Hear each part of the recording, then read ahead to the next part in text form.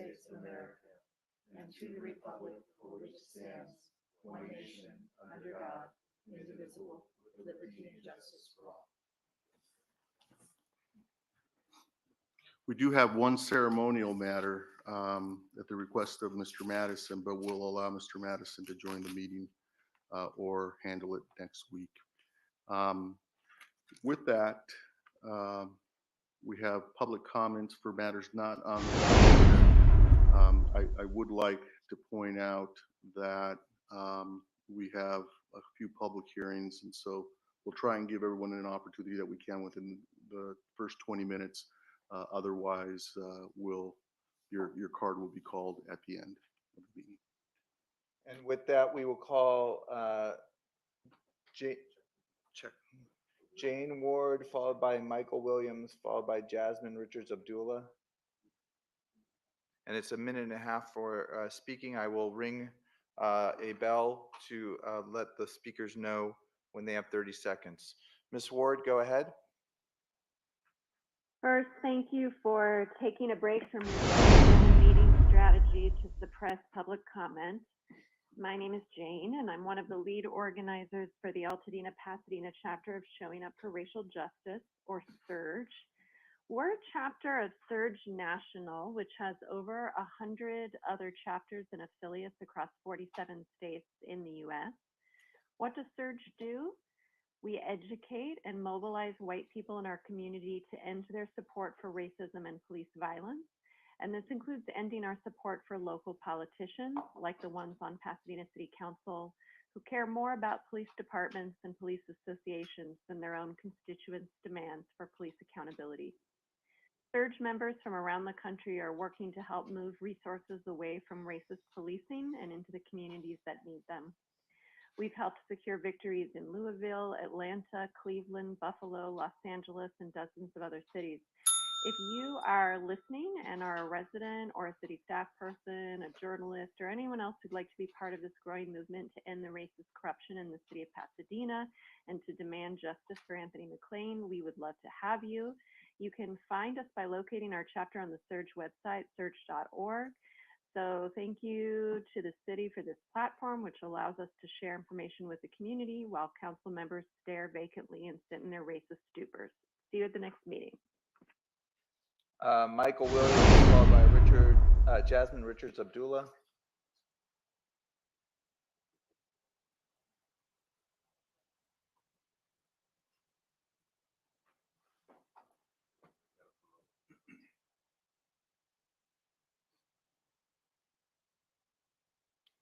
Mr. Williams, 1 minute and 30 seconds. Go ahead. This Thursday will be the 10th anniversary for the murder of Kendrick McDade. Some of you were not on the council when Kendrick was killed. Some of you were. But in the 10 years, there hasn't been any significant changes to the Pasadena police policy and procedures to prevent something like Kendrick McDade from happening. And sure enough, 8 years after his death, we had another shooting of a man running from the police in the back, same way Kendrick was killed.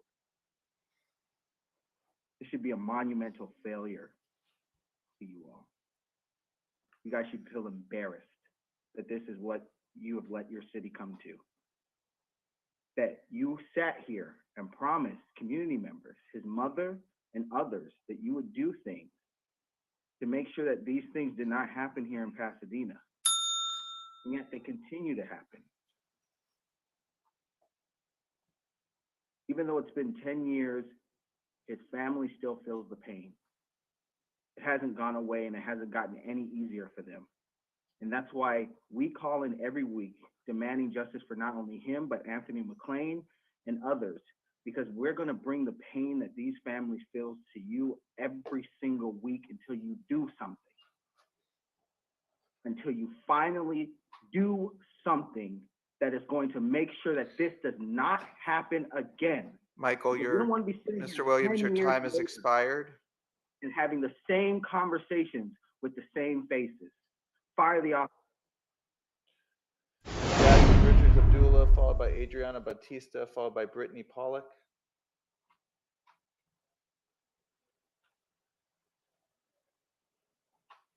Jasmine, you just muted. There you go. 1 minute, 30 seconds, please. Go ahead. Okay, I'm actually calling, to demand that you guys actually open up city council chambers. Every city has done it, well, I know why we haven't, because it's easier for you guys not to pay attention to it. And also, I have to do Kendrick McDade. Kendrick McDade was killed by Officer Matthew Griffin and Jeffrey Newland, two officers whom are still on duty, who still patrol the same area. I actually ran into both of them together on January 1st. And I see that the city of Pasadena don't care about Kendrick McDade. And the Office of Independent Review report hinged that was done to Kendrick McDade's murder. There's 56 recommendations that Henry Janaco's office had had recommended to Pasadena Police Department. They took in none. Okay, they changed no policy. These officers were found out of policy. So I don't know why they're not fired, and I don't know why they haven't been prosecuted. So I just want to say his name Kendrick McDade, and yeah, I'm really just sick and tired of this period, because we're going through this circle of police oversight commissions that can't do anything. And you guys you keep on having this circle of life going on, but in a minute we're gonna get tired of this, right? Ms. Abdullah, your time has expired. Council to do something about this, man. To continue right now. Well, we're asking you guys. Adriana Batista, followed by Brittany Pollock, followed by, it looks like Carolyn Galoni, but maybe not checked into the meeting yet. Batista, 1 minute, 30 seconds, please. Matthew Griffin and Jeffrey Newland are not only on the police force, but they still get scheduled to work on duty together. And they still get invited to retirement parties. For example, Lieutenant Burgess's retirement party at El Chorrito in Pasadena this weekend, they were both invited, and nobody in PPD has an issue with this. So PPD is full of bad cops and bad representatives that none of you are willing to make sure they get disciplined or fired. This is madness and sickening. Kendrick McDade was killed 10 years ago to this Thursday. And on Thursday, you're having a meeting about the city manager. Well, we need a city manager who's actually going to hold murderous city employees accountable. And Kendrick McDade had just transferred to PCC as a student. Also, the OIR report, the independent auditor on the case, their report on their website remains still redacted to this day. His mother and Jasmine Richards Abdullah fought hard to demand that the report be completely unredacted and completely transparent, but to Ms. this day, Batista, 10 your years time has later, expired. the report remains redacted. Justice for Kendrick McDade. Thank you. Brittany Pollock, followed by Carolyn Galoni, followed by Julie Martinez. Neither one is checked in, so we could go to Cave Niani. Ms. Pollock, go ahead. Can 1 y'all minute hear me? 30. Yes, we can. 1 minute 30 seconds. Go ahead. I'm calling in the names of Kendrick McDade and Anthony McLean to demand justice and accountability for their brutal killings by the Pasadena Police Department. As speakers have already mentioned, Kendrick was murdered when he was 19 years old, almost 10 years ago. That's a teenager. He was a kid. 10 years later, community is still demanding that y'all do something about these murderers in PPD, and still you sit there, most of you with your cameras off, literally almost all of you, doing God knows what at home, but doing absolutely nothing to hold the police accountable. Why are y'all still meeting virtually? Where are you? Turn your cameras on. This is your job. Literally, where are you? This is public comment. Mask mandates are being lifted in schools and public places. Y'all are cowards. Shame on you. Show up to the community. Maybe if this council would have taken the death of a Black community member seriously 10 years ago and fought for accountability for Kendrick, we could have saved Anthony McLean from his murderers in August of 2020. You not doing anything continues to push this to the side and actually is going to get people killed. Police in this country kill on average 3 people every single day. This is a fact. In 2021, police murdered 1,055 people, and that number is absolutely undercounted. Pasadena PD is a part of this, and you all decided to give them $86 million of the budget last year. Hilarious. That's $30 million less than the fire department gets. How can you justify this? The total budget for Pasadena is Ms. $264 Pollock, your million. time is That expired. means that Can you made a choice bring your because comments to a budgets are close? always a choice, and you gave that money to murderers. Carolyn Galoni? No. Not Carolyn at 60? No. Okay. Julie Martinez? No. All right. Kaveh Nayeni, followed by Karina K.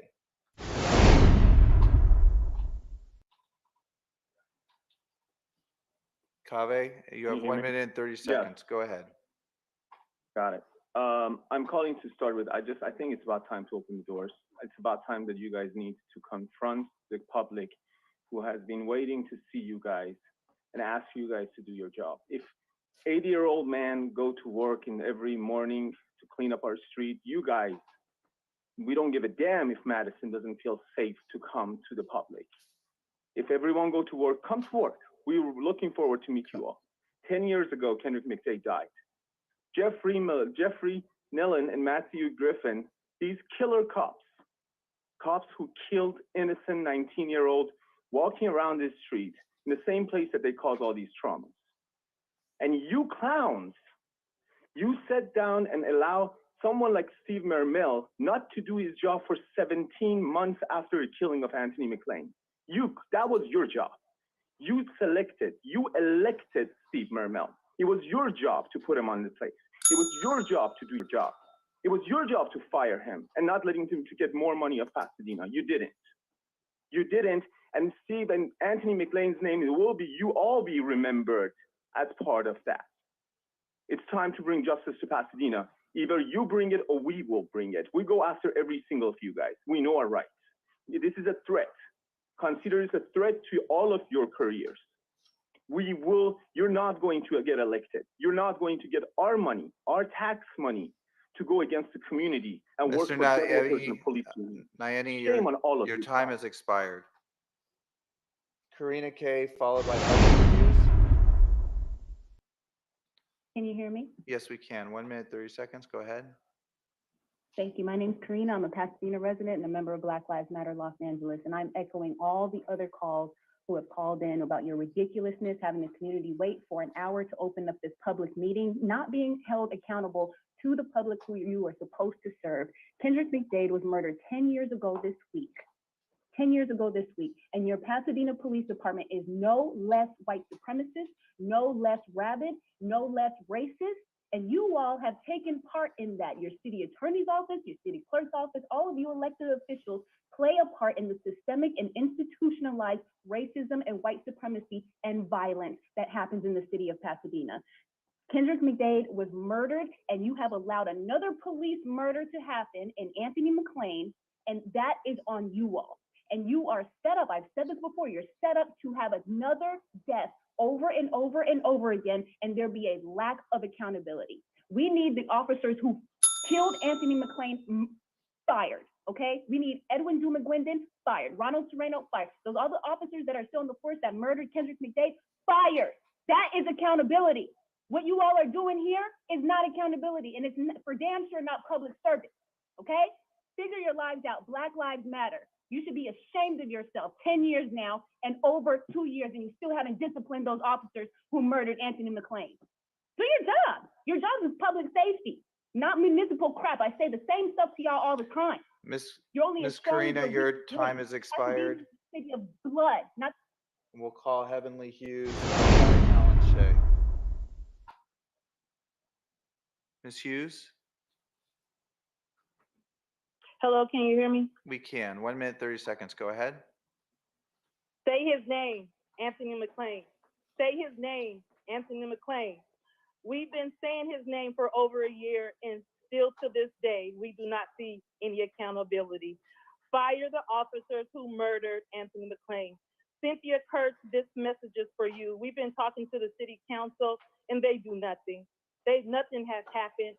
I'm asking you, Cynthia Kurtz and Cheryl Moody, if you can hear me, please review the case, reopen and review the case of Anthony McLean. You have the power. The community also gives you the power and says, this is what we want. We want the murderers of Anthony McLean fired. My name is Heavenly Hughes. I am the co-founder of My Tribe Rise. My Tribe Rise focuses on police accountability. We're asking those that are in the community hearing our voices. If you are concerned about the police violence, please contact us. You can contact mytriberise.org or Showing Up for Racial Justice. We need the city council to know that over 50% of the community is tired of their no accountability within the Pasadena Police Department, within the city council, and also Cynthia Kurtz. We're looking for you as a city manager to also please do your job. Thank you. Thank you. Alan Shea.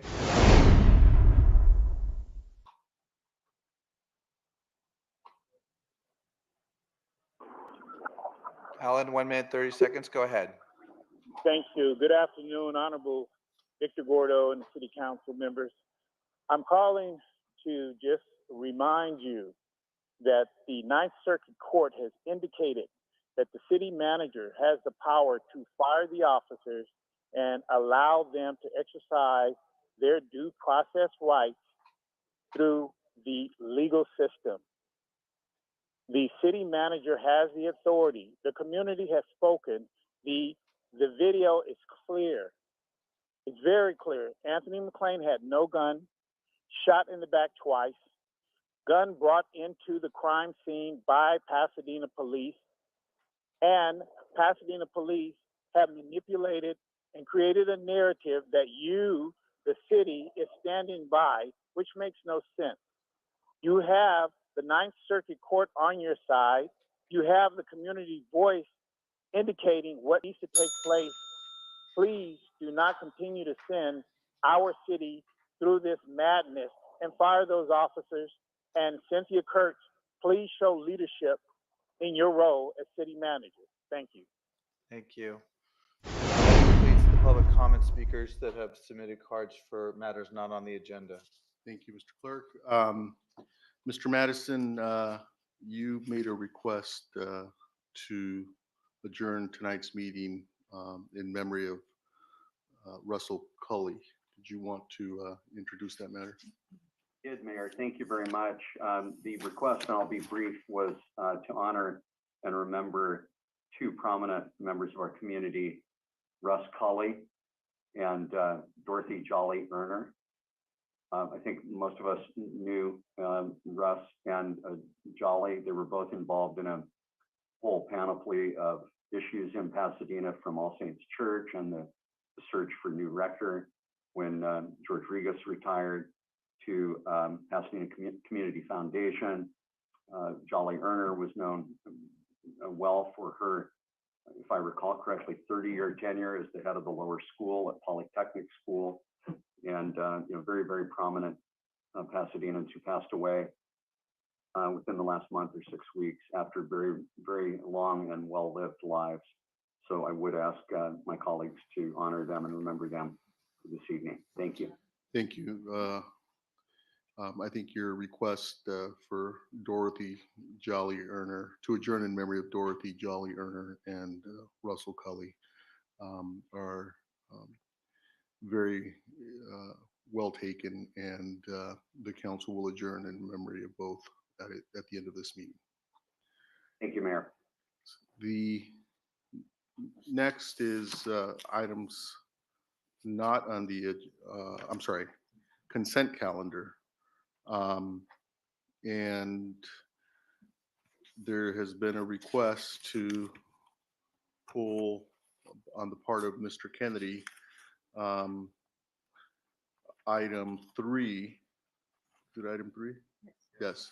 And so that matter will be consistent with our new practice, will be heard at the end of the council meeting with a brief presentation. Is there a motion on, well, oh, we need public, do we have public comment? We do have public comment speakers on items 4 and 10. Okay. So let's take up public comment. Okay, Sarah Brewer Bolin, followed by Michael Williams, followed by Brittany Pollitt. And you're speaking on consent calendar items, and you'll have 1.5 minutes for the consent calendar comments. Ms. Bolin? Ms. Bolin? Can you hear me? Yes, we can. Go ahead. 1 minute, 30 seconds. Go ahead. The community is not asking for increased police surveillance. If you would listen, the community is asking for justice for Anthony McLean and Kendrick McDade. If $86 million last year out of the $254 million budget isn't enough, why would we want more money to go to police surveillance? We do not. Thank you. Thank you. That was for item 4, I believe. Brittany speaking on item 4 and 10.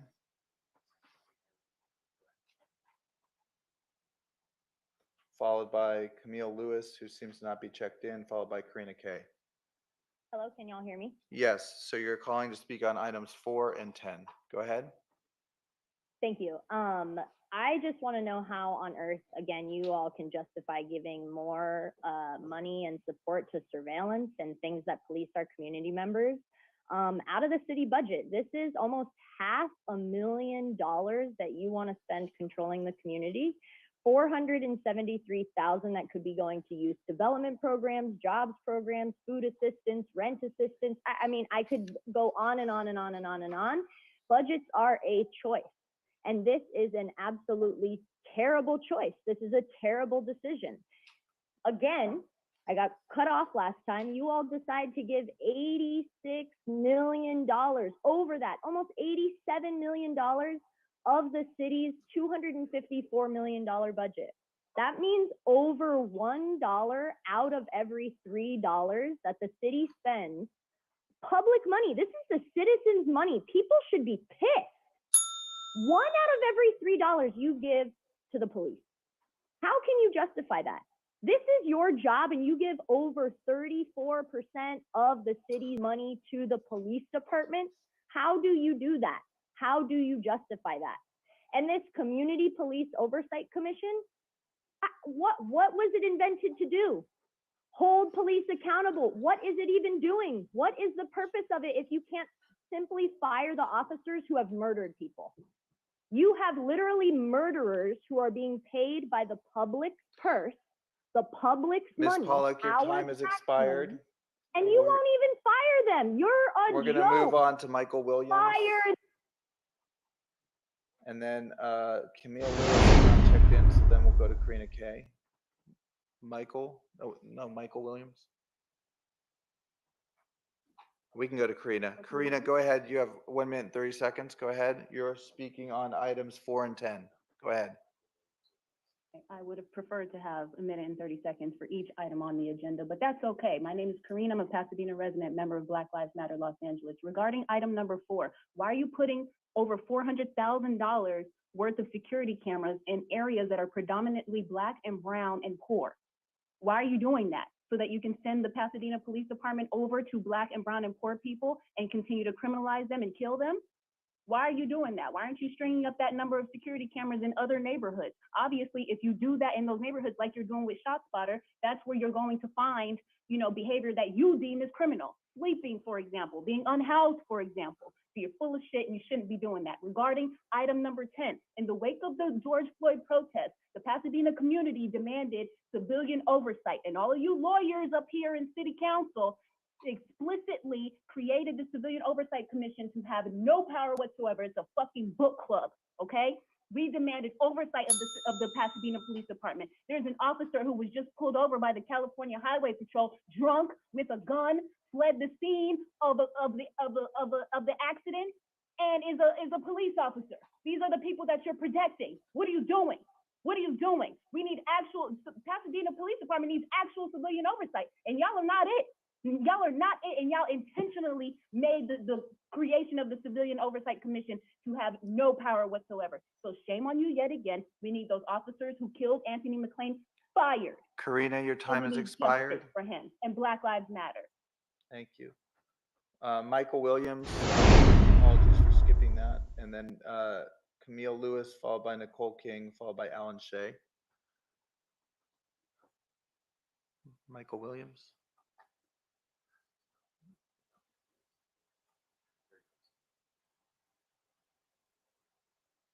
Michael, go ahead. You have 1 minute and 30 seconds. You're speaking on items 4 and 10. Go ahead. Recently there was a video released about an officer that was pulled over drunk with a gun in his car with a minor present. That officer ran from CHP, and CHP did not shoot him in the back. Surprise, surprise. It seems like there is some restraint. It seems like it's possible to apprehend people without shooting them in the back, even though they have a gun, whether or not they have a gun. Mr. Williams. On both 4 and 10, Thank you. the underarching and overarching is that in the 10 years that Kendrick McDade has been gone, you all have prioritized in reinforcing your police department and building up your police department. And no time has been spent on actually creating things that are going to keep these incidences from happening. There should be an investigation on these officers. There should be an investigation. Mr. Williams, if you'll stick to items 4 and 10. I am on 4 and 10, sir. If you would listen and don't cut me off before I'm finished with what I'm saying. There needs to be an investigation by both parties, including on John Perez, Chief John Perez. There needs to be an investigation on how these were handled. And that should be a power that the commission and the oversight body should have. Stop putting money into security cameras. Stop putting money into a blatantly publicity stunt. Like Mr. Williams, your time has expired. Actually, I would like my time because Victor Gordo interrupted me unnecessarily. I would like 20 seconds. Okay, go ahead. Go ahead and finish up 10 seconds. There needs to be more done to make sure that these incidents don't happen. Stop putting money and energy and time into stuff that are just PR stunts and do real stuff, do real things that will keep people safe from the police department, the thing that you control. You don't control anyone else in this street. You control the police department. So do something about that. Thank you. Your time has expired. Camille Lewis? No? Okay. Nicole King, followed by Alan Shea, followed by Heavenly Hughes. Ms. King, *6 to unmute. You're calling to speak on item 10. Go ahead. Yes. Calling in again as a family member, Anthony McLean. We just can't believe the city brings up the Police Oversight Commission and won't reopen a second investigation of Anthony's case. It really baffles me that the city manager will not fire the police officers. If it's for the people, this is just another slap in our family's face, and we need to get some justice for Anthony. Thank you. Thank you.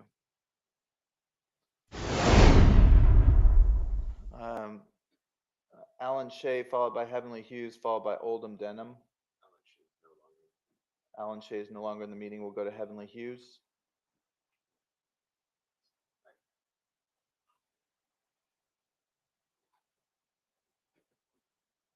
Ms. Hughes? Hello, Cynthia Kurtz, can you hear me? We can. Item 10. Go ahead. So, my understanding is that the Pasadena City Council is the actual oversight of the police department. Cynthia Kurtz, you are the actual oversight of the police department. Cynthia Kurtz, did you know that a Pasadena police officer had a traffic stop, was pulled over. He was drunk with a weapon and he ran from the CHP officers. And again, it shows how the city of Pasadena does not hold police officers accountable. He is still working the streets of Pasadena when he committed a felony. Cheryl Moody said that when you run from the cop, that's a felony. Cynthia Kurtz, when you murder a civilian, that's a felony.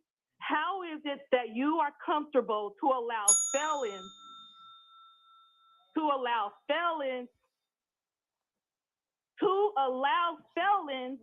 to oversee and govern the streets of Pasadena? You have given them the power to execute human beings, Black human beings in the street, felons. You've allowed felons to do that.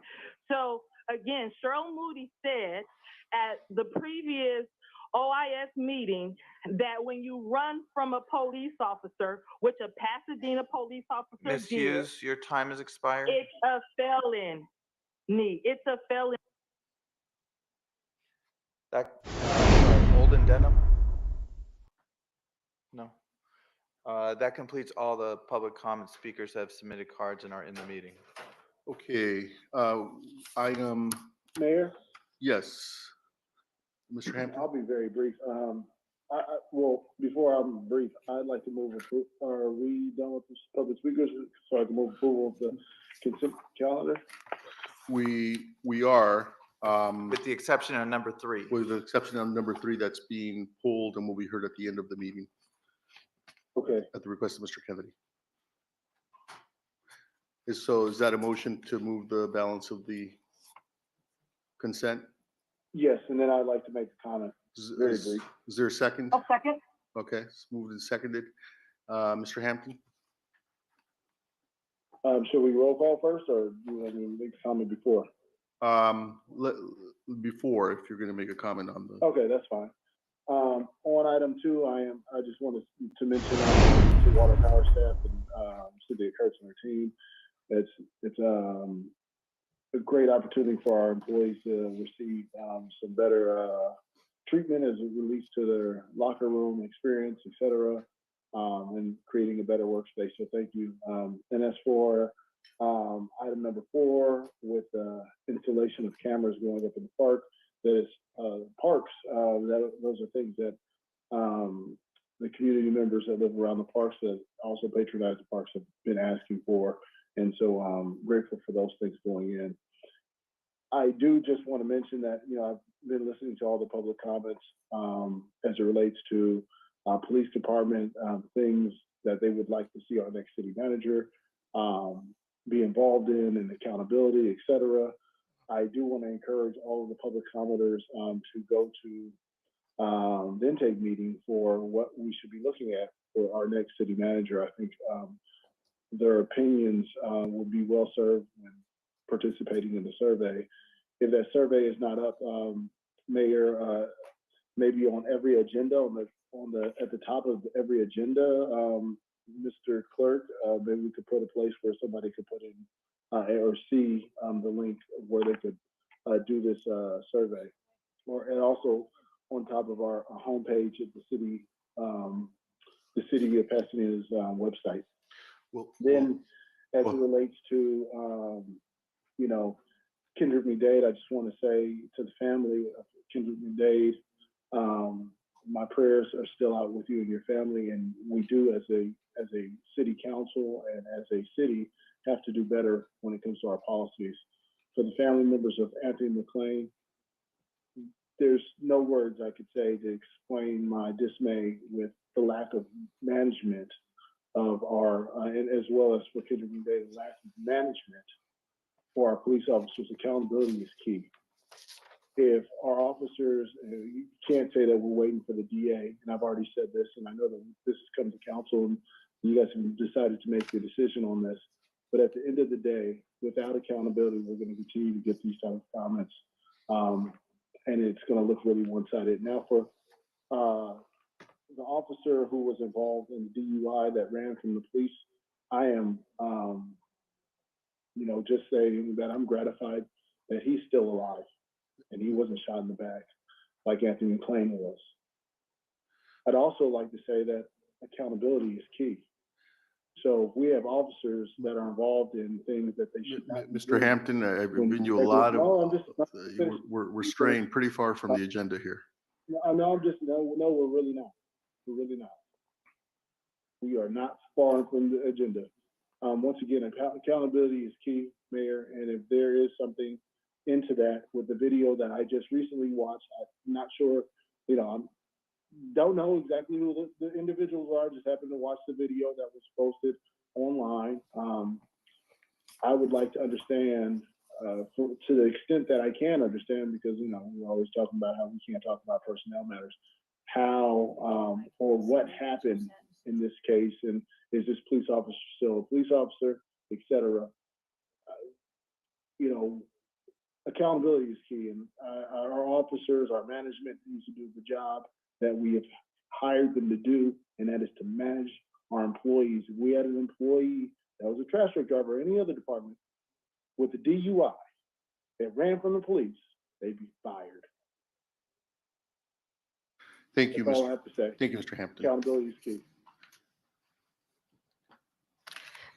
Because it's been raised, the mayor suggested I might, or I asked that I might make a comment on the last item you brought up, Councilmember Hampton. The incident that's being spoken about that the videos are now available for occurred in 2020. The department was aware of it at the time. It was reviewed by the leadership in the department and probably the city at the time, and there were actions taken. But that is a personnel item. I can't speak to what those actions were. The case was closed. It is impossible on a personnel item to go back and open it up and decide that you're going to take a different action. Once that's decided by the leadership and implemented, that resolves that, and the personnel file is closed. So that's the most I can offer, but it is several years old, and yes, people were aware of it and actions were taken. A point of clarification. Point of clarification. I'm still on. Point of clarification. Hold on, guys. Point of Hold on. clarification. Mr. Kennedy? I need the city attorney to let the council know if there are new facts that the executive leadership or those making decisions related to personnel matters did not have at the time the decision was made, if in fact they can revisit John, what would have been John, let's final decision. John, let's have the city attorney provide in her weekly letter what the process is. But again, this matter is not on the agenda, and we're straying pretty far from. I didn't bring it up. I understand. I didn't bring it up. I understand. The city manager brought up the issue and said that it was final and could not be considered. So my question as one council member is a very finite question. If there are new facts that are presented in a matter, do they provide the decision makers, meaning the staff, the right to reopen or reconsider a matter? That's not for me to opine on. Yeah. That's for the city attorney to opine on based upon the comments that have been provided by the city manager. I did not bring up this. I understand that the city attorney will provide a brief response to the council in her weekly letter. Okay, so did we have a motion on the second on the consent calendar? Ms. Rivas? I'm sorry, you broke up, and I wasn't even complete with mine before Councilmember, and I was totally fine with Councilmember Kennedy mentioning, because I did want to respond to our city manager. Moving forward, our next city manager, right? I mean, it sounds like the city manager's office doesn't really get a prize to any of this information. Would that be a fair assumption to make? I mean, why don't I offer some of what happened to the city attorney, and she can provide what's appropriate to the council in her letter. Why don't we do that? Okay. Yeah. And just moving forward, if something like this happens again, I hope that the city manager's office is involved in the decision, because there's always some sort of point back to, oh, well, Mr. Ham. our management team of the police department. As far as I'm concerned, it's not our police officers, it's our management. And we need to do a better job at managing, not just in this case, but in every essence of it. When it comes to employee matters, we need to do a better job. Mr. Hampton. Mayor, excuse me, just a point of order. I'm completely confused about what case or what decision we're talking about right now. What agenda item are we on? It's not on the agenda. Let's move on. I think Mr. Hampton's made his point. Ms. Rivas? Just really briefly, since it was brought up that the city attorney would brief us, provide some sort of letter, if that letter could address whether any criminal charges are brought or dropped in this situation we're discussing, I understand that would be a matter of public record, be helpful to have that information. Okay. Well, the city attorney will explain the process. Okay. Next, there's a motion and a second on the consent calendar, except for item 3. I do want to mention, related to item 9, and this is the re-up of our virtual meetings, or combination of Zoom and in person. As part of a trial, we are going to move, starting on April 4th, 2022, we are going to move public comment for matters not on the agenda to the end of the meeting in order to allow the council to complete its business in a timely manner, and in order to allow the public to contribute to matters that have been agendized and noticed as being heard. And so that will practice consistent with the ad hoc committee's recommendation, council ad hoc committee's recommendation, will start on April 4th of 2022. And point of clarification. Yes. Point of clarification. Mm-hmm. Are you saying that how we normally conduct our meeting, Mayor, where the public is allowed to speak for a limited period of 20 minutes at the beginning of the meeting, will no longer take place, and that they will speak at the end of the meeting? In order to allow yes, in order to allow the council and the public. The problem I have with that is that many of the speakers may be parents, may be taking care of young children, and oftentimes what occurs is that someone who puts their name in at the beginning of the meeting and is not called will not wait till the end of the meeting, particularly when our meetings go past 10 o'clock. And so I don't see how that is good government, and that's my comment on that issue. I was not apprised of what is taking place at the moment, and I appreciate the fact that you let me ask for the point of clarification. I think the same can be said about people who want to contribute for matters on the agenda, Mr. Kennedy, and that's the point, is people are being denied the opportunity because our meetings have run so late, to participate on matters that are listed on the agenda and properly noticed. There are parents, and there are people with kids, and there are people who work on Tuesday who see our agenda, take the time to read the reports, and then are denied an opportunity to participate on matters that we are taking action on. And I think that's unfair. I've heard from members of the public. And so often council actions are taken without the public having had an opportunity to weigh in. And that weighs heavily on me, as it did on the ad hoc committee who's making this recommendation. And we're going to try it on a pilot basis, and see how it works out. With regard to also item 9, virtual meetings, I also wanted to mention that we're going to, so the public understands, we're re-upping for 30 days, and on April 11th, we will have another discussion and continue to monitor the situation, but it is our intent to return to public meetings. And that determination will be made within the next 30 days. And we will notify the public. In-person meetings, Mayor, I'm sorry? things are currently public. In person, I'm sorry, I apologize. In-person meetings, thank you. In-person meetings. Sorry. No, they will not start April 11th, but we will monitor and hopefully have another discussion. Okay, with that, roll call on the consent calendar. For all items except for item number 3, Councilmember Hampton, Yes. Councilmember Kennedy, Yes. Councilmember Madison. Councilmember Madison, Yes. Councilmember Masuda, Councilmember Masuda, yes. Councilmember Rivas, Yes. Councilmember Williams, Yes. Vice Mayor Wilson is absent.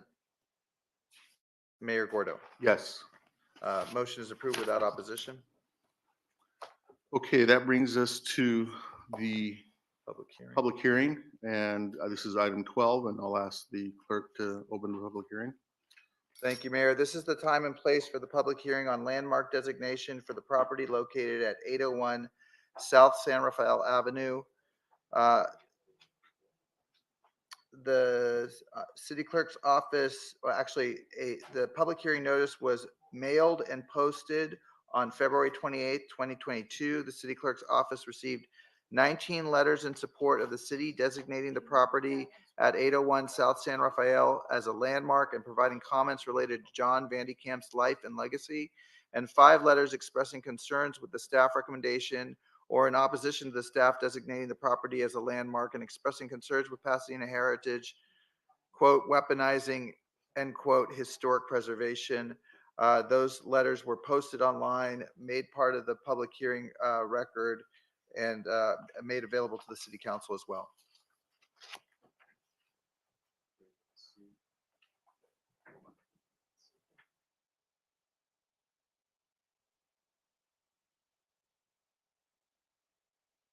Okay, why don't we turn it over to Mr. Reyes and his staff to go to the PowerPoint. Mayor, just very quickly, Mayor and City Council, some opening remarks.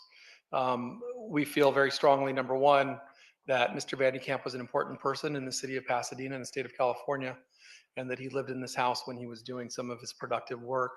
I think there are some issues that are brought up this evening that are new for staff, new for the City Council, and I think first and foremost is the fact that this is being nominated over the over the property owner's wishes.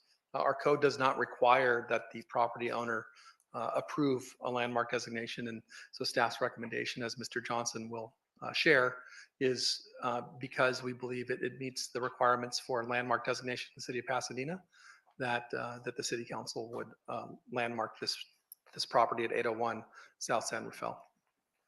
Mr. Johnson. Mr. Johnson, welcome.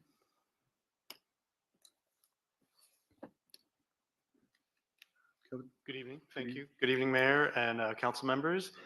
As David indicated, this is an application to designate the property at 801 South San Rafael Avenue as a landmark. Move to the next slide, please. Oh, excuse me. This application was submitted by Pasadena Heritage, and the property owners, as David indicated, do object to the potential designation of their property. The Historic Preservation Commission reviewed the nomination at their hearing on October 19th, 2021, and denied the application, and the applicant appealed on October 28th, 2021.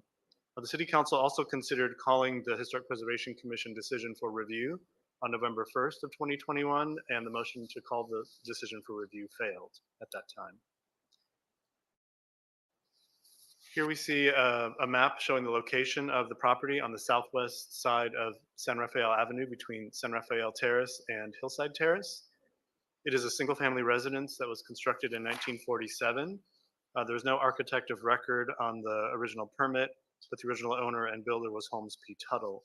It is in the Monterey Colonial Revival style. And here are images of the property from 2011 and 2022, showing the property before it was rehabilitated and the current state of the property post-rehabilitation, with most of its important features remaining intact on the facade.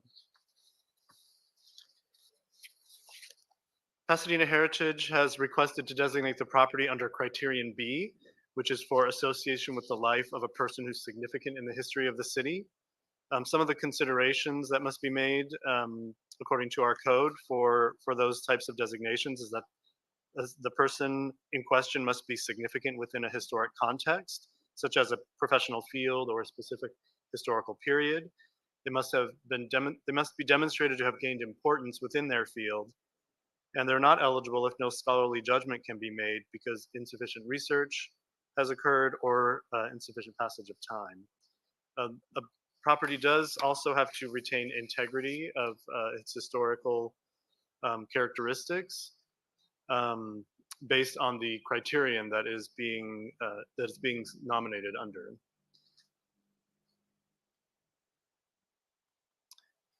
Again, this nomination, sorry, this slide isn't advancing. The nomination is for significance of John Vandecamp, who was born in 1936 and passed away in 2017, who lived in the house from 1987 until his passing in 2017. John Vandecamp was the 37th District Attorney for the County of Los Angeles and the 28th Attorney General for California. As I mentioned, he moved into the House in 1987 and then ran for Democratic nominee for governor, but lost to Dianne Feinstein, and then retired from politics in 1991 and became more active in his law practice from 1991 until his passing. The applicant in their presentation will provide some of the information that they provided to staff of Vandecamp's significant achievements while residing at the property, and will demonstrate that this was the period when he achieved significance. In addition, in June of 2017, the City Council renamed the La Loma Bridge to the John Vandecamp Bridge to commemorate his significant achievements. Some other considerations related to the property is that the property must be associated with the person's productive life, reflecting the time period when they achieved significance. And as I mentioned, the applicants will go over that in their presentation and provide all the additional detail that was included that resulted in staff's determination that it qualifies for designation. The property also must be compared to other related properties associated with that person, and our records indicate that Vandecamp also lived at 489 Prospect Terrace prior to 1987. However, that property has been altered and is not related to the time period when Vandecamp achieved significance. In addition, generally a property is only considered for eligibility if it has achieved significance minimum of 50 years ago, unless it is of exceptional importance. And the applicant, again, has provided information that demonstrates the exceptional significance of Vandecamp to the city's history. So staff's recommendation is that although the owner objects to the designation of the property as a landmark, their consent is not required for local landmark designation, and that the council affirmatively make the findings in the staff report, and staff recommends that the council approve the designation of the structure as a landmark. That concludes the staff presentation. Be happy to answer any questions. Thank you. Next, we'll turn to council members for questions. Any member of the council have questions? Ms. Williams? I have two questions. Thank you for the presentation. Could you clarify the 50-year thing? I'm trying to understand what HPC's decision was with the 5 years, and that is that a requirement that it has to be more than 5 years that the person has been deceased, or I'm just trying to understand why they made that determination. There is the city's code doesn't have any definitive requirement for a 50-year rule or any specific amount of time that needs to have passed. There is guidance from the National Park Service that we are required to consider, and that's where that 50-year factor comes into play. So I think the HPC in their determination, they felt that because there hasn't been sufficient amount of time since Vandecamp passed away, that there wasn't sufficient evidence to determine that he had that exceptional significance for less than 50 years. That's part of that national park guidance. Okay, so it's not the structure that has to have significance for 50 years, it's the individual that it's being. Correct, because in this case, it's significant as for its relationship to the significant person who lived in the house from 1987 to 2017. As opposed to an event, okay. Correct, and not related to the year the house was built. Okay. And then the second question is, can you clarify who the owner is of the property? And maybe we'll be hearing from them later, but my understanding is there was one owner when this initially came up and there's a different owner now. So just wanted to clarify the ownership. Thanks. And the property owner's representative, Mr. McDonald, will be able to speak to who the current ownership is. We did a little bit of a deep dive, and you're correct. The ownership has changed. It is currently under an LLC. And there are new tenants that are either living or proposed to live there, besides the original folks, Mr. and Mrs. Deborah and Rodney, Deborah Rockland Ross and Rodney Ross. And I think that Mr. McDonald will be able to clarify further who his clients are. That's it. Thank you. Thank you. Questions, Mr. Basuda?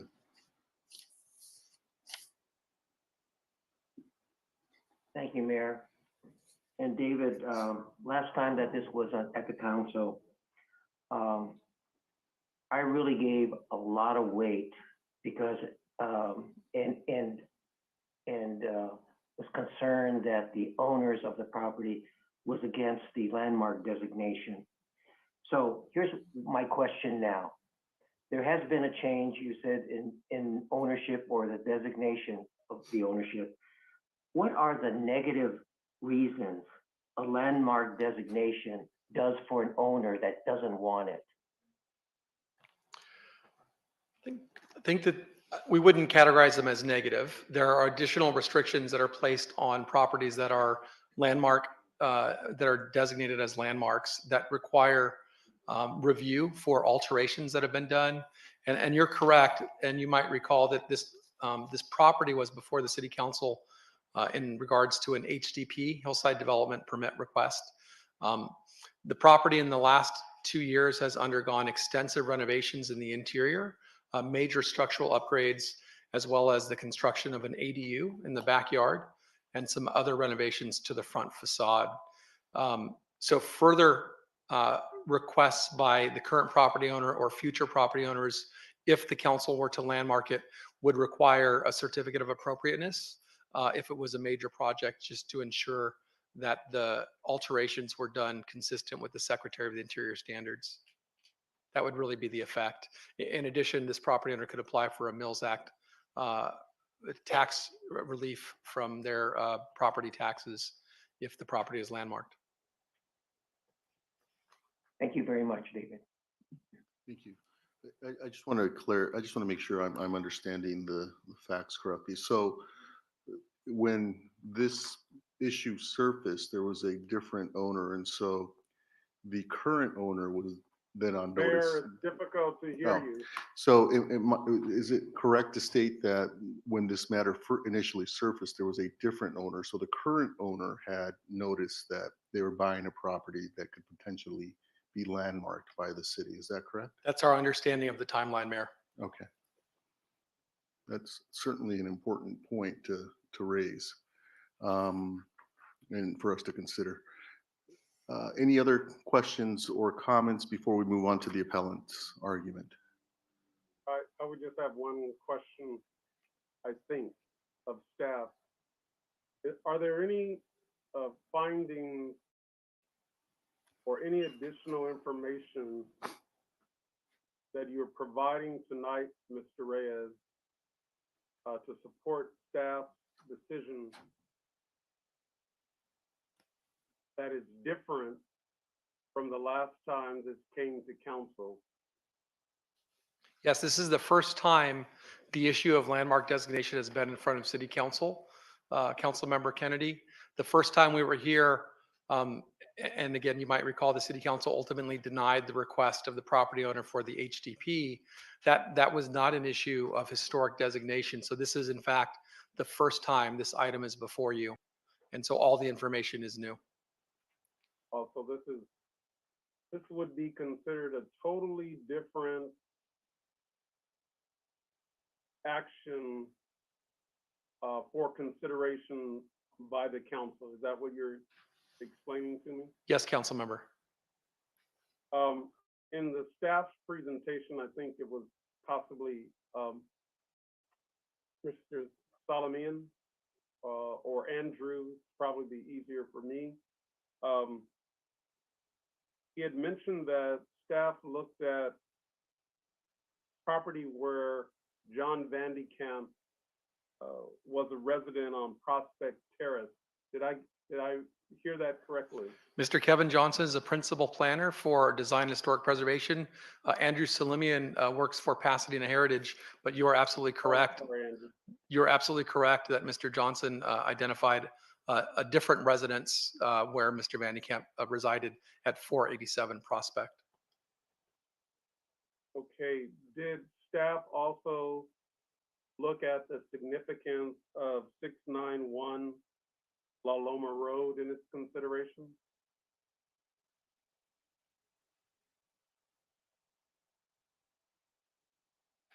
No, council member, that was not part of the analysis.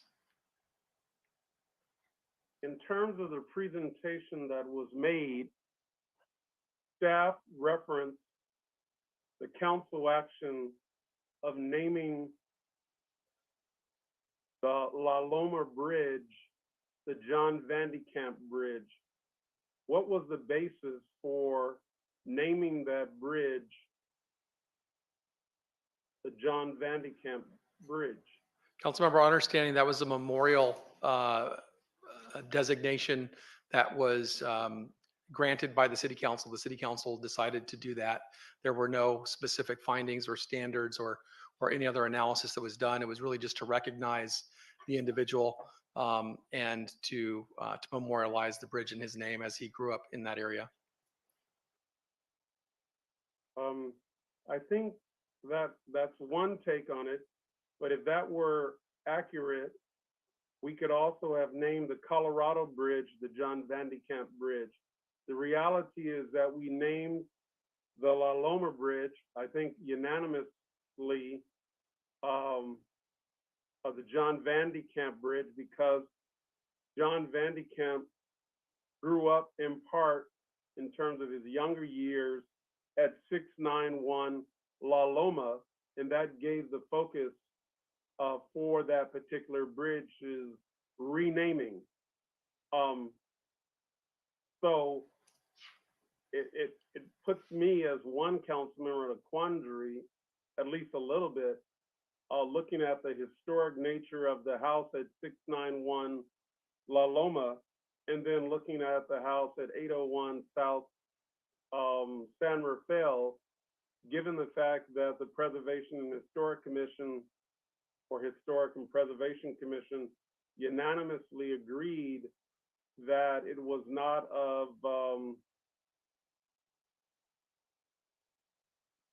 we did not fit within the parameters of naming such as historic. So at least for one council member, this is somewhat problematic.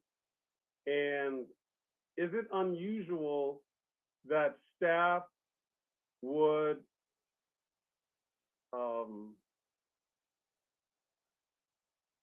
basically contravene a unanimous decision or recommendation as it relates to designation by the Historic and Preservation Commission? I would, if I could, just like to add on to my previous statement that we didn't study 691. And I think it's really important that this be in the record. It is clarified, I believe, in the staff report. The criteria for designation has to do with obviously where somebody lived, but also when they achieved their significance. And growing up in a house that is not when Mr. Vandecamp achieved significance. So it was identified, we understood that address, but it wasn't something that was analyzed because that's not where he achieved significance. We don't find ourselves in this position very often, if ever, where we are completely at odds with the Historic Preservation Commission. We certainly are at odds in terms of ordinances and certain elements of ordinances. With respect to a designation, council member, I do not know if we've been in a position where they have voted unanimously one way and staff is recommending another. Our recommendation is really based on the facts that are really relevant to this case and not the HPC's decision. Well, HPC seemed to have felt extremely strongly about their view about this particular property. I have serious reservations that it meets the qualification for the contemplated designation. I say that as one who championed John Vandecamp's legacy, was very instrumental in his campaigns, gave major fundraising for him when he ran for governor. I believe that he and Andrea are friends, and particularly John was a big supporter of mine as I was of his. But I'm not sure John Vandecamp would be, as a lawyer, in agreement with the staff's recommendation in this instance. And I want to applaud my colleagues for their previous action, naming the La Loma Bridge after an extraordinary Californian, Pasadena, and an American named John Vandecamp. Thank you for the opportunity. Thank you. Any other questions from the council before we turn to the appellants? Applicants, I'm sorry. Okay, let's turn to the applicant.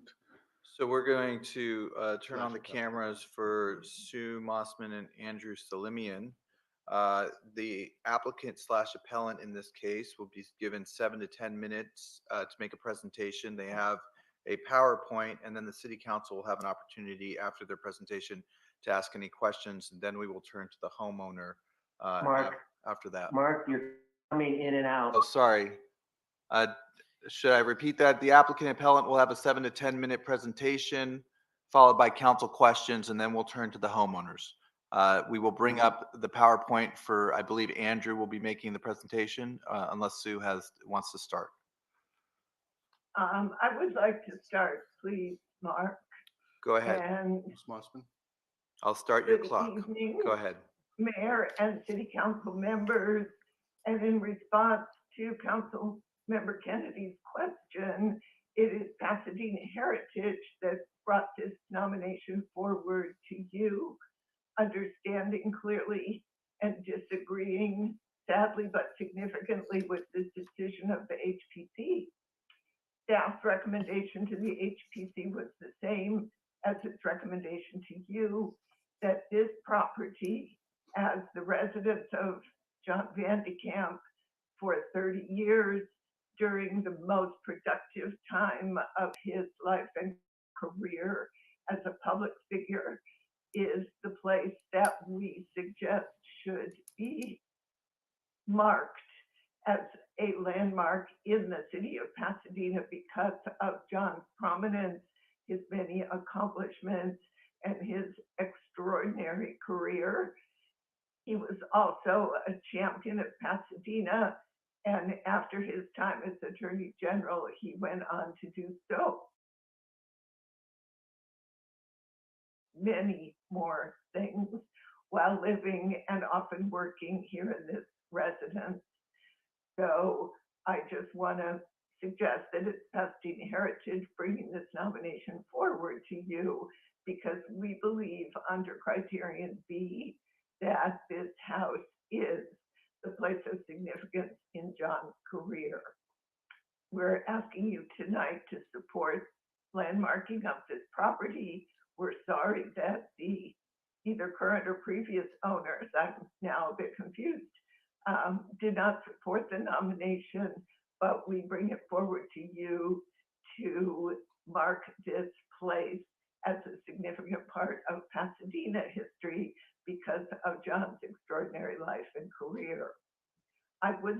call on my colleague Andrew Salimian, who prepared the nomination, to just walk you through some of John's many accomplishments while living at 801.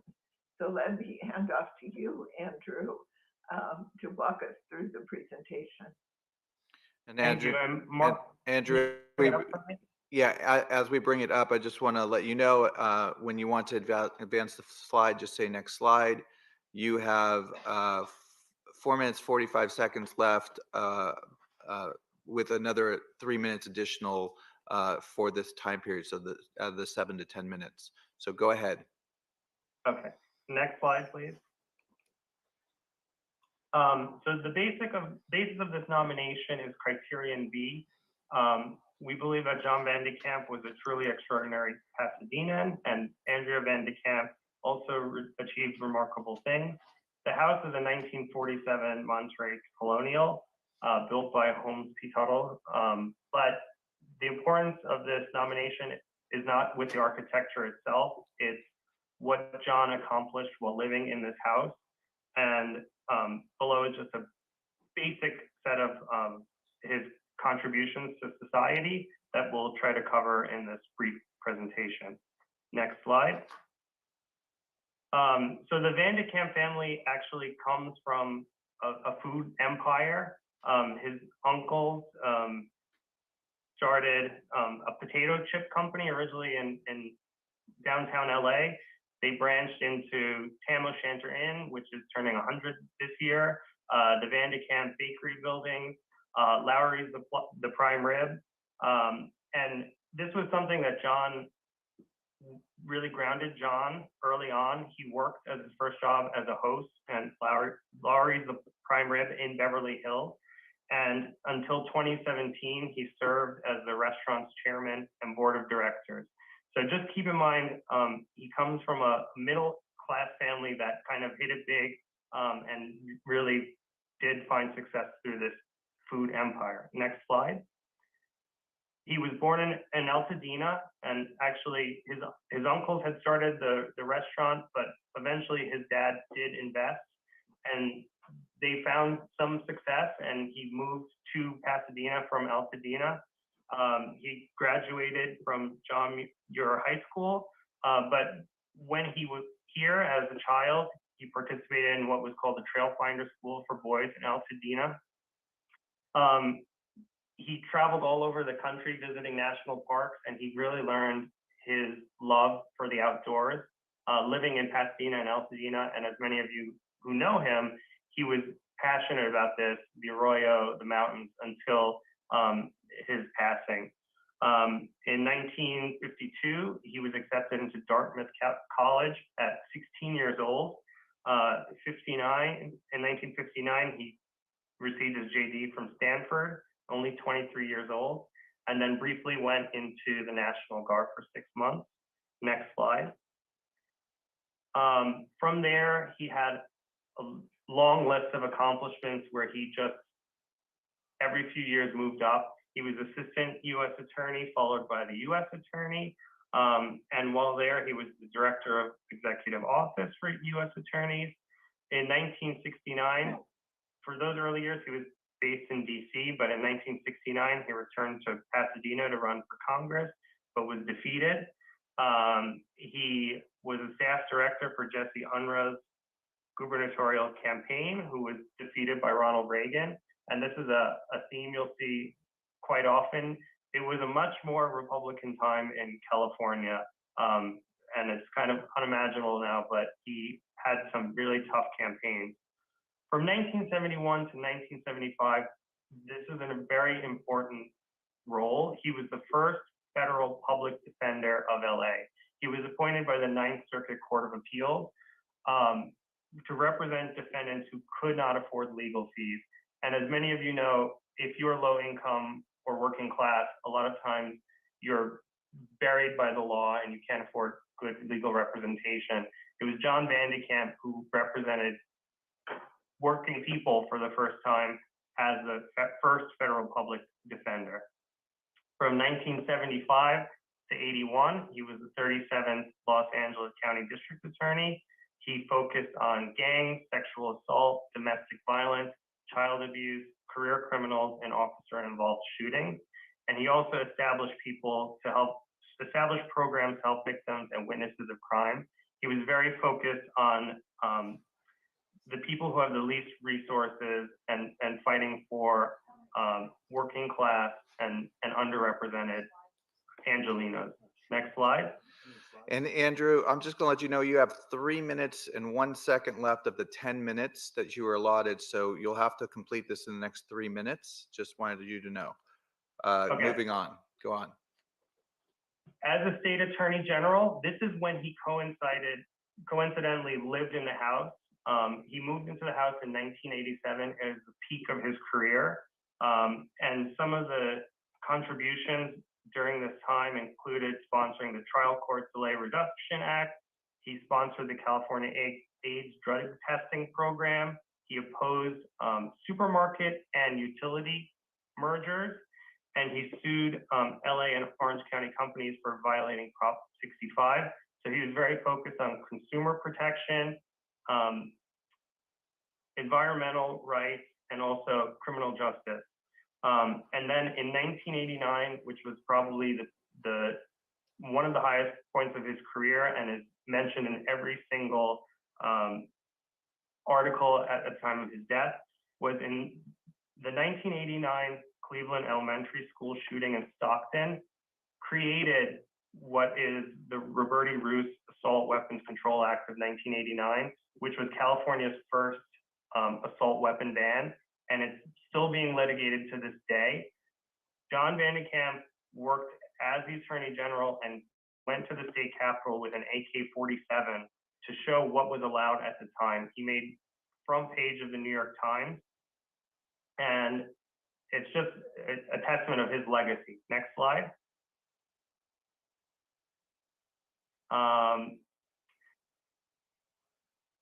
One thing I want to talk about, because I'm running low on time, is we talked to Andrea Vandecamp. There's been some confusion of whether he lived in Washington, D.C. or whether he lived in Sacramento. But as AG, he chose an office in downtown LA, and he also had an office within 801 South San Rafael. So he was here, most days of the week. When he had to go to Sacramento, he went on weekends or a couple of weeks a year, but he was here during his attorney generalship. Next slide. And then continuing after he left the attorney general, he served in private practice at Dewey and LeBook and Mayor Brown. He was the president of the State Bar Association from 2004 to 2005. He found a role as an independent, trustworthy figure. So from 2005 and 2006, he was the independent monitor for the J. Paul Getty Trust, really turned them around. From 2011 to 2016, he was an independent reform monitor for the city of Vernon, and really oversaw good governance. And then in 2015, 2 years before his death, he was advocating for civil rights probe of Orange County against the district attorney's office and the sheriff's department. And next slide, I don't have much more time, but Mr. Salemian, your time actually has expired just now. Okay, thank you. Thank you. So we will, Mayor, it's the Yes. council question. Questions for the applicant appellant? No? Okay, so next we'll turn to the homeowner's representative.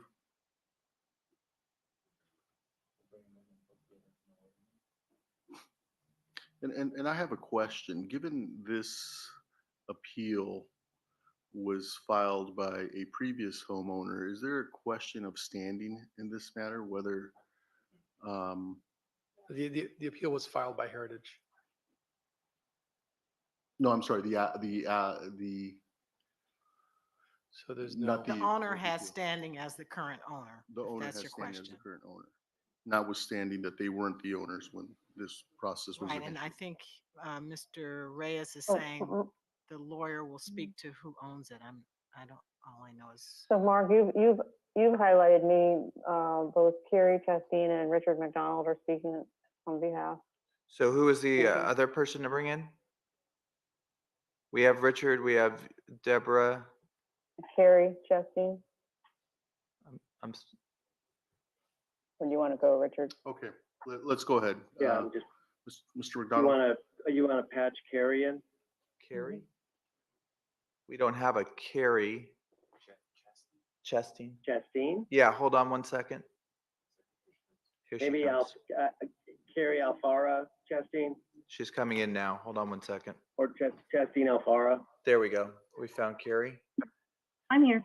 All right, so you have 7 to 10 minutes. I will add on time as you expire through 7 minutes, and then ring the bell at 30 seconds left. We have a PowerPoint presentation. Is that what you're going to? If we could just No, identify. I want to make a couple of responsive comments first, and then I'll Mr. jump to the McDonald, PowerPoint. Mr. McDonald, before you do that, because we have, we know you're the owner's representative, but can we just identify Carrie Chestine. Carrie Chastine and Ms. Ross? Did you want to introduce Carrie Chastine as who she is to this project? And then I believe Deborah Racklin Ross is the owner. Is that correct? Yes, and Carrie Chastine is our historical resources consultant and Okay, expert with us. thank you. Okay, so I will. Let me. I will start your timer now. Go ahead. Okay, let me start with this whole question of ownership, which I'm a little shocked by because staff called me this afternoon and I clarified it for them, but you've been told the exact opposite of the situation. The bottom line is that an LLC is the owner for tax reasons, particularly relating to Prop 13, like a lot of clients do. I can't tell you the number of clients I have that own property through LLCs for tax reasons. Rodney and Deborah were the managing member of the LLC, but got sick and tired of a neighbor next door who did nothing but harass them left, right, and center. My apologies, my lights just went out, but they'll come back on in a minute.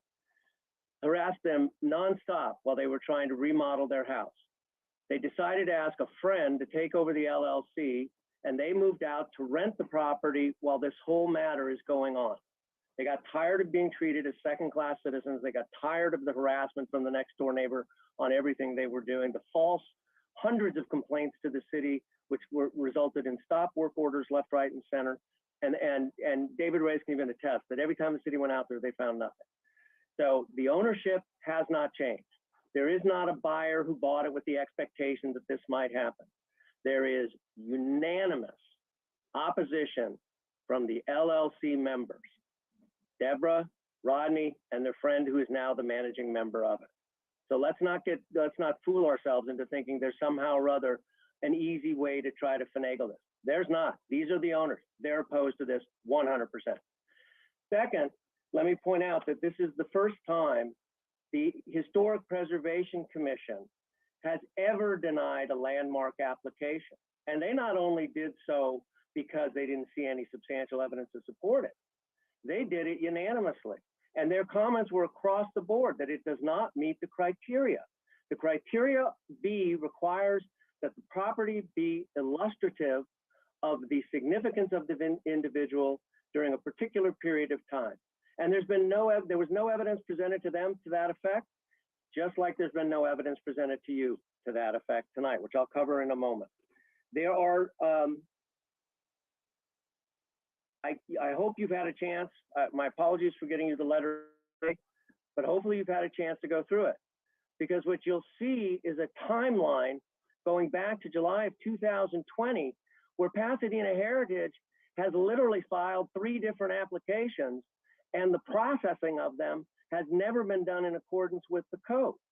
And more importantly, Pasadena, when the staff found the first application that this was not eligible, Heritage asked for reconsideration, staff said no. Tonight, there has been no explanation of what evidence Heritage gave staff to change staff's mind. No evidence presented in the staff report or by Heritage of what did the HPC get wrong.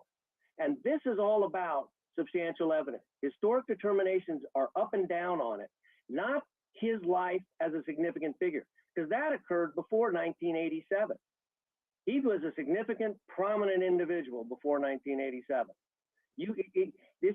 Andrew is trying to put a square peg in a round hole by saying he was a nobody until this house, and then he became significant afterwards because he was in private practice getting paid millions of dollars doing a lot of things for which his clients hired him. If that's the criteria, God, nominate my house. You know, I mean, there's a point here where the criteria has not been met. It's rather obvious it's not been met, and it's rather obvious that not enough time has passed, because the reason you want time to pass is to gain the very perspective that's been lost here. This is a large group of his friends who feel like, hey, we should do this for him. That's normal. We respect that.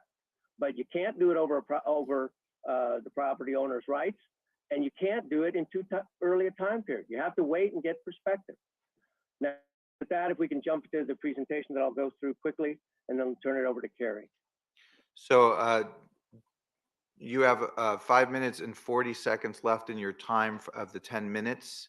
And as you want to advance the slide, just say next slide. Go ahead. Okay, next slide. Okay, this is the next slide. This is the timeline that's in my letter and is right here. Staff said no eligibility status in June of 19, no eligibility status in 2020, ineligible in November of 20, ineligible in December of 20, does not meet criteria on March 18 of 2021, no eligibility May of 2021. Most recent application that's in front of you, incomplete. And then miraculously, for reasons that are unknown but highly suspicious, between July 27, 2021 and August 10th, without Pasadena Heritage submitting anything new, staff changes its position. All of a sudden, it's complete. Next slide. Real estate disclosures. These are the papers that were signed. They're attached as Exhibit B to my letter, but they were signed by Andrea Vandecamp when she sold the house. Look at the very last question. Any past or present known material facts or other significant items affecting the value or desirability of the property otherwise not disclosed to the buyer? No. Is it historically designated or falls within an existing or proposed historic district? No. Top questions go to it as well. And yet you have a letter from her saying all these things that she knew about at the time that make it significant, none of which was disclosed to the buyer. Where's the equity in that? Where's the equity in overriding the property owner's rights when they've been told that none of this was in play? Next slide. Federal regulation, Carrie can talk more about this. Federal regulations require owner's consent. Next slide. Yep. As State of regulations. California. Yeah, state regulations require owner consent, period. The Next fact slide. the city wants to try to avoid those, good luck. Next slide. Okay. It is important to, I want to turn it over to Carrie.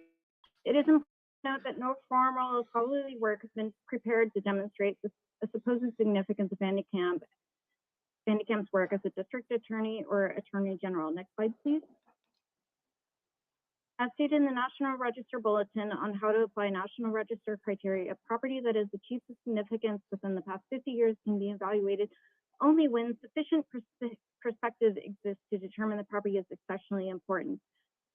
The necessary perspective can be provided by scholarly research and evaluation, which again has not been prepared and must consider both the historic context and the specific property's role in that context. The Vandecamps purchased the property in 1987, a mere 4 years after John exited public service and worked as a for-profit attorney. 1987 was only 33 years ago. Additionally, Mr. Vandecamp passed away in 2017, a mere 5 years ago. It should be noted that Pasadena Heritage began this process in 2020, 3 years after his passing, which is insufficient time to determine if the property possesses significance as the property of a representative of Vandecamp's work. Vandecamp's childhood home on La Loma and his prior residence on Prospect Terrace to have sufficient historical perspectives determines a significant association. Next slide, please. The National Register Bulletin also defines several steps to determine if a property is significant for its associative values with significant persons. First, the importance of the individual must be determined. Second, the assertion of the length and nature of his or her association with the property and identity of those properties associated with the individual. As previously stated, no scholarly work has been published in a peer-reviewed journal or other reputable source on the work of John Vandecamp. At least 2 other residences are more closely associated with Vandecamp. Although Vandecamp resided at the San Rafael residence for 30 years, only 3 of those years, or 1%, were spent in public service. The reason 45 years is a commonly accepted guideline for evaluating properties is sufficient time needs to pass to ensure a property is being designated for a significant association and not merely commemorative action. And as Mr. McDonald indicated, not only was this nomination unanimously rejected by the Historic Preservation Commission, a commission made up of qualified community members. This was the very first landmark application that was rejected in the history of Pasadena. Thank you. In closing, let me just say this. Contrary to staff, there are negative consequences of this. You are taking away their right to remodel the property. You are taking away their right to demolish it and build anew. You're taking away their new rights under SB 9. You're taking away their rights to do additions to it in the rear that don't even face the front. You're taking away a large property right that directly affects the value. If it didn't affect the value, then why didn't Ms. Vandecamp disclose it when she sold the property? Because it did take away from the value. And that's why she didn't disclose it, even though she's trying tonight to support Pasadena Heritage. Long and short of it is there are serious negative consequences, and that's why the owners are adamantly opposed to this and will not stand by if this occurs. Thank you. Mr. McDonald, before you leave, I mean, you read from the closing documents, and I believe you pointed out that the answer to, is the house in a historic district? And the answer was no. Is in fact, it is not. And it's not. That continues to be the case today. So that representation was true and accurate. Wouldn't you agree? I would, but please note, I started with the last paragraph with regard to disclosure of additional material facts And that should be disclosed to the buyer that weren't. And so the other point that you raised was, is the house historically designated? Wouldn't you agree that not only was that a true statement at the time, but continues to be a true statement today? The council hasn't yet acted. Wouldn't you agree? I would agree with that, but that is why when people start talking about how the current owners, quote, destroyed the integrity of the house, that is a false statement. If it's not historically designated, you don't get bogged down in whether or not there's integrity. And yet what Pasadena Heritage is trying to do is say this house is of exceptional importance. It's John's last Mr. thing. McDonald, We gotta you protect the answered integrity the questions. as if it was. I just wanted to clarify that those representations that you highlighted were in fact true and remain true today. Thank you. No, the last one was false. Okay. I think we can all agree that the council has not acted on the historically designated issue. Next, questions, any other questions for Mr. McDonald or? No? We have one speaker. Okay, there is one public speaker, but I have some questions that, so the house was purchased initially and transferred to an LLC, and the current owners, when did they take possession of that LLC? I understand your argument that, did the LLC change hands? No. Control of the LLC did not change hands? No. No, okay. I'm a bit confused. I thought I heard you say that the LLC did change hands. And No, I said the managing member of the LLC changed. okay. Any other questions, Mr. Madison? Thank you, Mayor.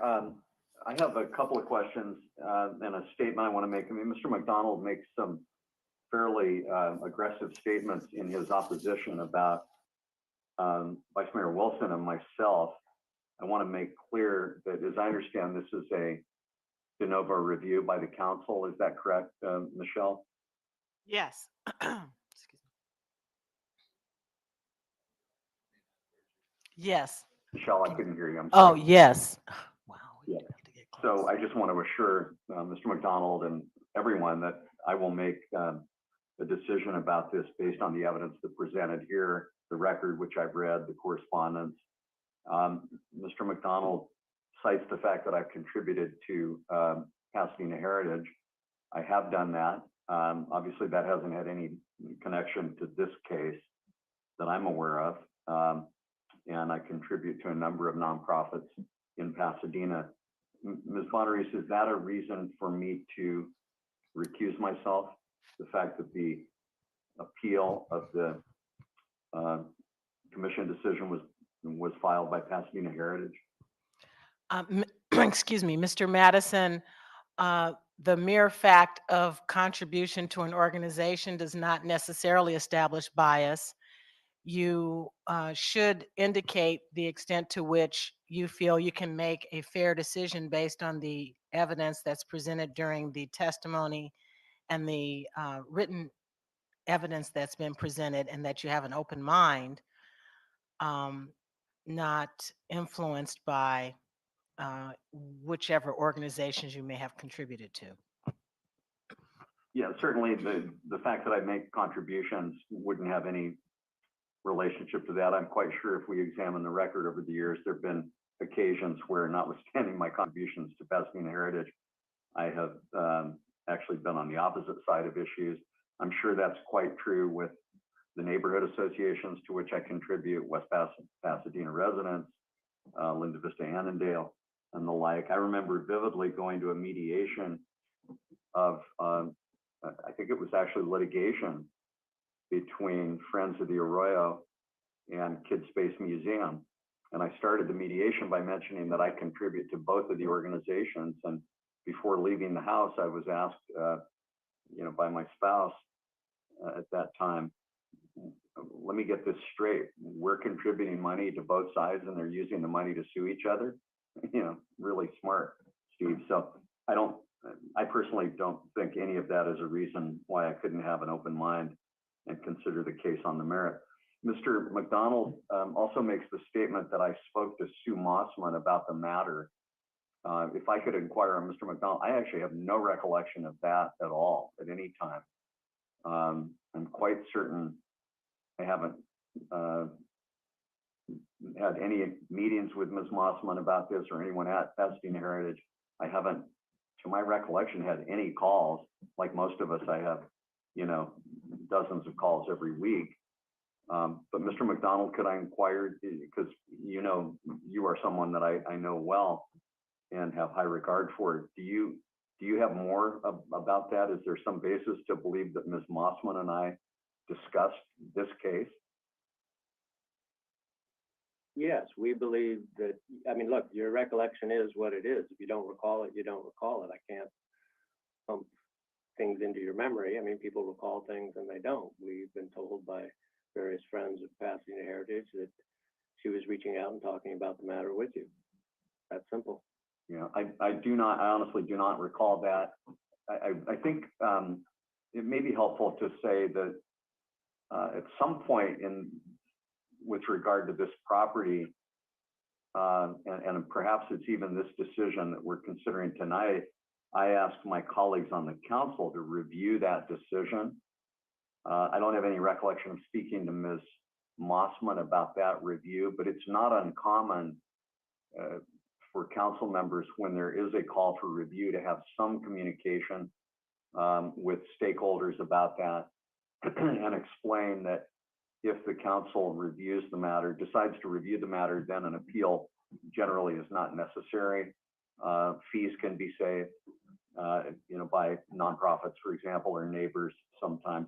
But if I recall, my colleagues voted that down. There was not 5 votes to consider the call for review. It may be that I communicated that to Ms. Mossman, although I'm quite sure she would have been very aware of that, probably at the meeting. But turning to the merits, I think there's just no question John Vandecamp was a great person and a great Pasadenan. And by any right-thinking measure of whether his home for 30 years or more, that included the time that he was the Attorney General of the state, a gubernatorial candidate, president of the state bar, involved in many, many high-profile matters, that wouldn't meet the threshold of significance historically. On the one hand, the opposition seems to argue that not enough time has passed to make that determination. Mr. Madison? I'd be interested in hearing from staff if that's the case. And then on the other hand, arguing that the home wasn't really his home for long enough for the right period of time. I do want to mention Mr. Kennedy's comment about La Loma, and I was under the impression that John Vandecamp had lived on La Loma during his childhood. I think it turned out that he lived there from the time that he was 12 until he went off to school, and that would even include, I think in John's case, a sort of boarding high school that he attended. We saw from the staff presentation that John was admitted to Dartmouth when he was 16. So I reviewed, actually in preparation for tonight's meeting, I went back and looked at the agenda report and the correspondence and the minutes. And I don't know that there was really any material mention of La Loma Road being a residence of John's in those meetings. I did not watch the videotape, but in terms of the bridge, it was simply the notion that John was such a monumental figure in Pasadena and in the state of California and the region. So to me, it would be ironic if we would name a bridge fully appropriate and done, and not also acknowledge the home as having that same significance during the time that he lived there. So Thank you. I guess one question is, Vice Mayor Wilson is not here tonight. Did he recuse himself? Because Mr. McDonald lodges similar accusations about his even-handedness. I guess we should just know for the record if Mr. Wilson has recused himself or if he's available to decide the matter. He's on vacation and was unable to attend this meeting, is my understanding. I don't believe he mentioned any recusal of this item.